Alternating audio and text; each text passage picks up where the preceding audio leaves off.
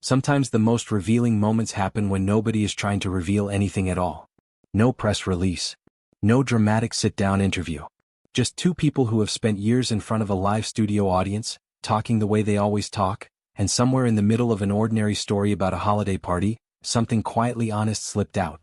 That's the thing about Kelly Ripa and Mark Consuelos. The biggest moments on their show rarely look big. They look like Tuesday morning. And that's exactly why viewers can't stop watching. This time it started with a sweater. Kelly had gone to her staff holiday party the night before, and like most of us do in December, she dressed for warmth over strategy. A cozy knit. A pair of comfortable jeans. The kind of outfit you throw on when you're thinking about the party, not the physics of what happens when a room full of people and string lights turns your warm sweater into a personal sauna. And that's exactly what happened. She got hot. Really hot. The kind of hot where your brain starts doing math about how socially acceptable it would be to just take a layer off. So she almost did. And then she stopped. Because underneath that sweater, there was nothing else keeping things buttoned up, so to speak. No undershirt. No backup plan. Just Kelly, a room full of coworkers, and a decision she had to make in about 2 seconds. Now, on paper that's a funny little anecdote. The kind of thing you tell a friend over coffee and both laugh about for 30 seconds before moving on. But when Kelly brought it up on air, something else happened. She didn't just tell the story. She explained the philosophy behind it. She's decided that if she's not on camera, she's not performing. No bra, no makeup, no pretense. Her words, more or less, were that this is simply her life motto now. If the cameras aren't rolling, she's not dressing for anyone. And that's the part worth sitting with for a second because it's a small sentence that says a lot about where Kelly Ripa is in her life right now. Here's a woman who has spent more than 2 decades getting ready for television. Hair, wardrobe, lighting, camera angles, the whole machine that turns a person into a broadcast image every single weekday morning. That's not a complaint, it's just the reality of the job.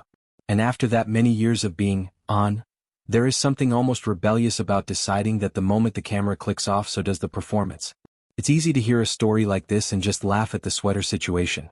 But underneath the laugh, there's a woman quietly telling her audience something bigger. That authenticity for her isn't reserved for the 11 o'clock hour when America is watching. It's become a boundary she's drawing for herself in her own life, off the clock, out of the spotlight, away from the lights that have followed her for 25 years. And then there's Mark. The moment Kelly shared her new rule, Mark didn't miss a beat. He agreed instantly, almost proudly claiming the same philosophy as his own.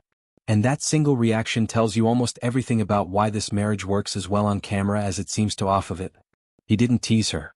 He didn't turn it into a bigger joke at her expense. He simply said essentially, same, and folded himself right into her logic like it was the most natural thing in the world. That's not nothing. Comedy dynamics between spouses can go a lot of different directions, and the easiest, laziest direction is to make your partner the punchline. Mark rarely takes that road. He tends to stand next to Kelly in these moments instead of standing over her. It's a small thing, a 2-second exchange in the middle of a segment about holiday parties, but it's the kind of small thing that longtime viewers have learned to notice. Because chemistry isn't built in the big dramatic moments. It's built in the tiny reflexive ones, the moments nobody rehearsed, where you find out how two people actually treat each other when there's no time to think about it. And then came the twist that made the whole story land. Kelly admitted that because she had no undershirt on, she actually couldn't take the sweater off at the party, even though she desperately wanted to. Her own new rule, the one she just proudly explained, ended up working against her in real time.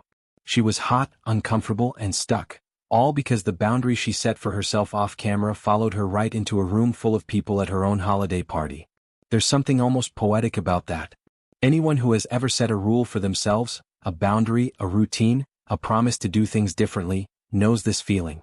Sometimes your own principles catch you off guard. Sometimes the version of yourself you're trying to become bumps right up against the version of yourself standing in a hot room at a party wishing she'd worn a tank top underneath. It's relatable in a way that has nothing to do with fame or television or 25 years of daytime ratings. It's just what it feels like to be a person trying to live according to your own rules and occasionally getting outsmarted by them. And that, more than anything, might explain why this story traveled the way it did. It's not really about a sweater. It's about a woman being honest, in real time, about the slightly messy reality of trying to live authentically. Not the polished, inspirational quote version of authenticity. The actual version where your own boundaries occasionally leave you sweating through a party because you committed to a bit too hard. This wasn't even the only wardrobe moment making the rounds recently. Just a day earlier, Kelly had walked into the studio still getting dressed as the cameras started rolling, laughing her way through an admission that she wasn't fully put together yet. Mark, ever the co-host, gently checked in, half joking, half genuinely trying to help his wife land the moment without it turning into actual chaos. Taken together, these two moments in the same week start to paint a picture of something viewers have quietly loved about this new chapter of the show. Kelly and Mark aren't hiding the seams. They're not performing perfection. When something goes a little sideways, whether it's a missing belt or a sweater she can't remove,